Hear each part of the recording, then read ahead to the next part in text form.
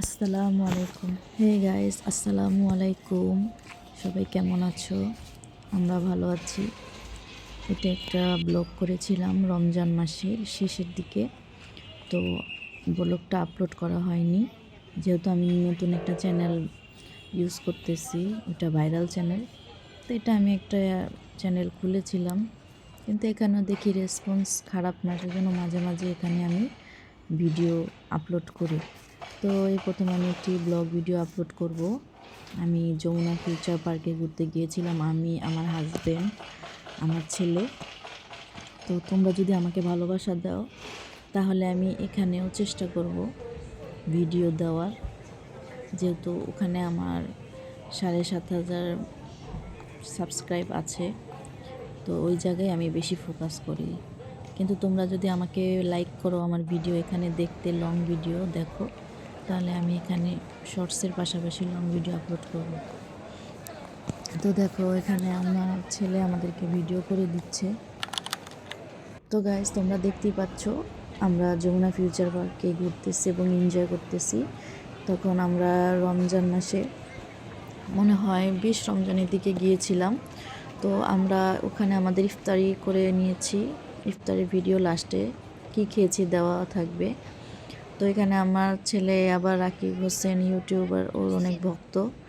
তো ও বায়না করেছিল যে ওর শোরুম থেকে যে কোনো কিছু একটা কিনবে, জুতো, ড্রেস, শার্ট, যা ওর যেটা পছন্দ হয়। তো তারপর তো দেখতেই পেলে যে আমরা ওকে ওর শোরুমে নিয়ে গিয়েছি। তো ওখান থেকে ও একটা ব্ল্যাক কালারের শার্ট চয়েস করেছে, তো ওটা ওকে কিনে দিয়েছি। ও তো অনেক হ্যাপি, ওর শোরুম থেকে কিনেছে। বাচ্চা মানুষ, টিভিতে দেখে, মোবাইলে দেখে, এজন্য মানে খুব এক্সাইটেড। তো ওদের কারোর সাথে দেখা হয়নি। অন্তরার শোরুমেও গিয়েছিলাম, সানফ্লাওয়ার বাই অন্তরা। বাট ওখানে গিয়ে আমি ভেবেছিলাম যে আমি কিছু ড্রেস নিব, বাট ওর ওখানের কালেকশন আমার ভালো লাগেনি। তো এমনিতেই দেখলাম ফার্স্ট টাইম যাওয়ার পরে। টপস ভালো লেগেছে, বাট ওগুলো অনেক শর্ট ছিল, নেওয়ার মতো না। সো তারপর আমি আর ওখান থেকে বের হয়ে গেলাম। দেন আমরা চলে আসলাম টপ ফ্লোরে। ওখানে এই যে সবাই দেখতেই পাচ্ছ, ইফতারের পুরো টাইম হয়ে গিয়েছে, কিন্তু আমরা কোনো জায়গা পাচ্ছি না, কারণ আমরা ওখানে পৌঁছাতে অনেক সময় লেগে গিয়েছিল। তারপর আমরা খুঁজতেছি কোথায় বসবো, কোন স্টলে বসবো। খুঁজতে খুঁজতে মনে করো যে মানে অবস্থা শেষ, কোথাও কোনো জায়গা নেই। দেখো সবাই নিচে বসতেছে, বাট আমার পক্ষে তো নিচে বসা সম্ভব না, কারণ আমার পায়ে ফ্র্যাকচার আছে, প্রবলেম। পায়ে একটা অ্যাক্সিডেন্ট হয়েছিল গত বছর। তো আমি নিচে এরকমভাবে বসতে পারি না, প্রবলেম হয়। তো দেখো আমার হাজব্যান্ড খুঁজতেছে বসার জন্য, স্টল খুঁজতেছে।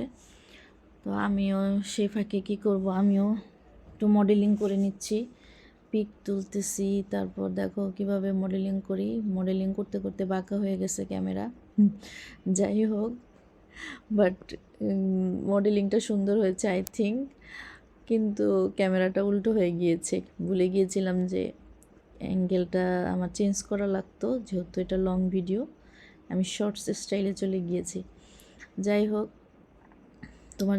তোমাদের যদি আমার ভিডিও ভালো লাগে, অবশ্যই আমাকে বেশি বেশি কমেন্টস করবে এবং শেয়ার দিবে, তাহলে আমি এই চ্যানেলটাও স্টাবলিশ করতে পারবো তোমাদের ভালোবাসা পেলে।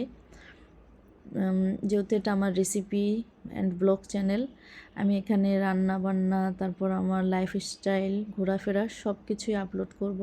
তোমাদের জন্য আমি কষ্ট করতে রাজি আছি, কিন্তু তোমরা আমাকে সাপোর্ট দিতে হবে, তা না হলে তো আমি পারবো না।